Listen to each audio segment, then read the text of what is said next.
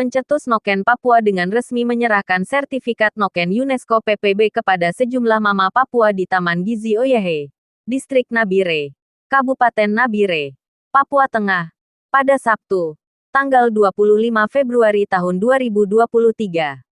Kesempatan itu, pencetus Noken UNESCO PBB Papua, Titus Pekei mengatakan, Yagamoudo Agia Papua atau perempuan Noken Papua diserahkan kepada mama-mama Papua secara resmi, karena Noken ini milik mereka. Di Nabire, wilayah adat Saireri dan 6 wilayah adat di Papua yang dihuni oleh 250-an lebih suku di Papua. Mereka ada dalam Noken dan orang Papua 7 wilayah yang ada di dalam Noken dan kita mengangkat identitas harga diri orang Papua tetapi dengan segala ambisi dan kepentingannya sedang mensobek bagi tanah ini. Kata Titus Pekei. Noken kehidupan bagi tanah Papua ini. Dia ada bersama manusia Papua. Alam Papua di atas tanah ini. Noken, kata dia, diolah oleh mama Papua serta manusia Papua yang ditetapkan UNESCO pada tanggal 4 Desember tahun 2012. Kini sudah 10 tahun.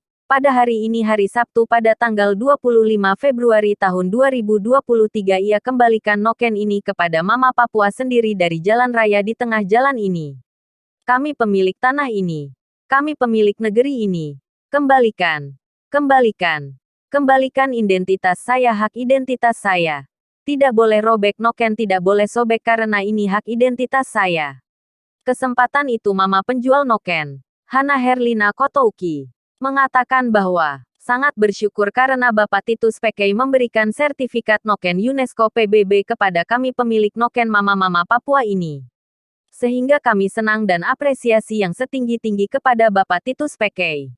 Sehingga kedepannya kami sebagai mama Papua tetap optimis dan siap membuat anyam Noken. Kegiatan penyerahan sertifikat Noken UNESCO PBB tersebut berjalan aman dan tertib. John melaporkan.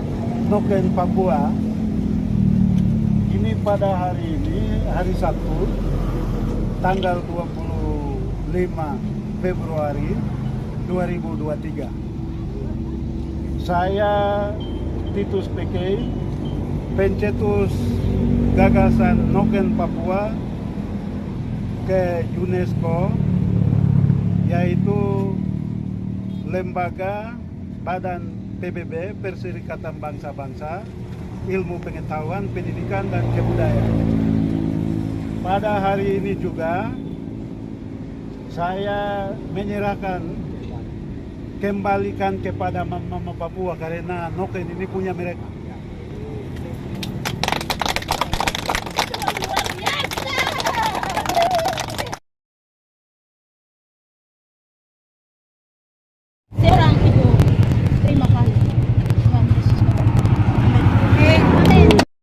Dengan kehadiran DOT, daerah otonomi baru, di mana seperti di Papua Tengah, ini di Nabire, Papua Tengah, dan juga tidak lepas provinsi Papua yang baru dibentuk di seluruh Papua ini. Ini selama ini kalau melihat kembali kehadiran DPRP dengan MRP, ini banyak regulasi yang dihasilkan, tetapi belum maksimal berjalan. Itu waktu di Provinsi Induk Papua. Lalu setelah adanya pemekaran Papua Barat pun demikian. Dan setelah itu dengan berjalannya waktu dari Jakarta sudah berikan Provinsi Papua Selatan, Papua Tengah, Papua Pegunungan, dan Papua Barat Daya. Itu kan dari Jakarta datangnya. Maka orang Papua yang nanti akan berlomba duduk di DPRP dan MRP mesti pikirkan secara mapan dan matang tentang kearifan lokal.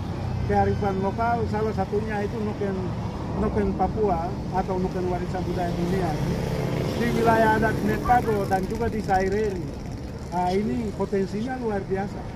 Maka dari DPRP dan MRP mesti pikirkan ada regulasi aturan yang mengakomodir, bukan hanya aturan tetapi mengakomodir tentang harga Noken, lalu bantuan pemberdayaan mama Noken, lalu bantuan pemberdayaan sanggar-sanggar seni dalam berbagai bidang, seni tari, seni suara, dan juga seni-seni yang lain. itu mesti dipikirkan melalui DPRP dan MRP yang nanti sesuai provinsi di tanah Papua ini. Karena ini semuanya ini kan terjadi seturut dengan keinginan Jakarta. Maka orang Papua tidak boleh tenggelam dalam kepentingan Jakarta. Itu pesan saya. Karena kalau tenggelam dalam kepentingan Jakarta berarti kita juga perobek noken. Jadi orang Papua, baik Papua Selatan, Papua Pegunungan, Papua Tengah, lalu Papua Barat Daya, Papua Barat, dan Papua tidak boleh tenggelam dalam kepentingan Jakarta. Tetapi harus tampil diri seperti orang Papua di tanah Papua, di atas negeri leluhur. Saya pikir begitu. Ada pertanyaan lain.